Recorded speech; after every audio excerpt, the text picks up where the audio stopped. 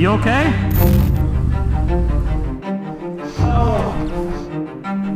Oh my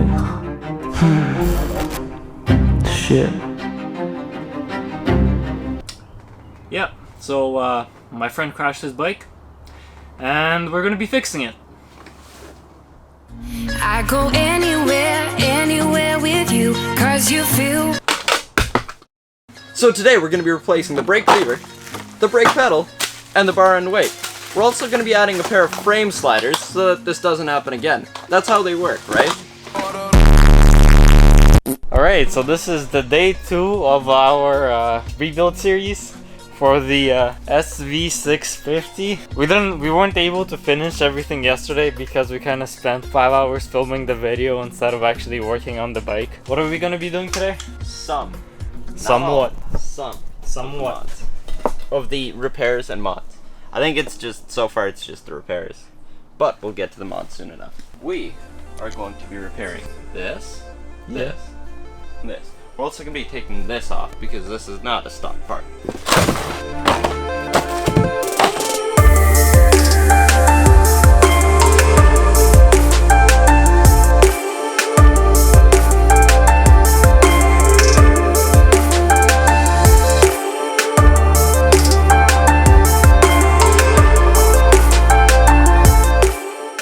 First, we're going to start off with the brake lever. So to remove the brake lever, we're going to be using an 8mm socket and a wrench that came with the toolkit in the bike. Let's get that right.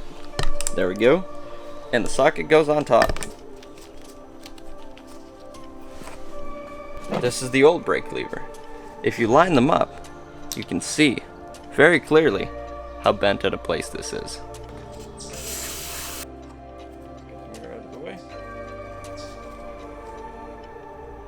Now that the brake lever is done, we're going to move it to the bar end. Now normally, to remove a bar end, you would loosen this, right? Yeah. But, if you look closely, there is actually no more. There's nothing left here. Yep. It just slides right off. Yep. We got very lucky. Lucky for me, I have a screwdriver in the toolkit that came with the bike. You have just about everything you need to disassemble a bike in the toolkit, aside from sockets. So you just put it back in. Goes in nicely like this. You screw it in.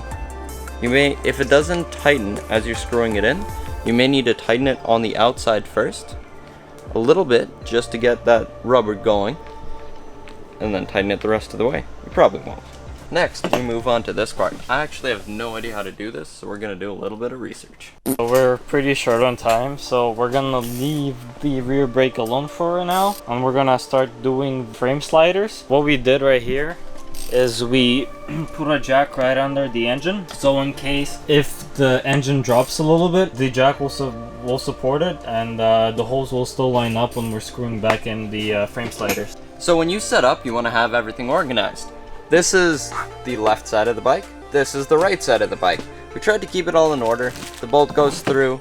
This goes on the outside. This goes on the inside. It's not particularly nice, but it works. So to start off, we're going to be taking off the engine bolt using a 14mm socket. So let's start off with the left side, and let's go with 8. Now give it just a little bit. It's gonna be tight. It's tight as fuck. So for this, make sure you use a breaker bar so you don't break your ratchet in half, because I'm pretty sure these are on Loctite.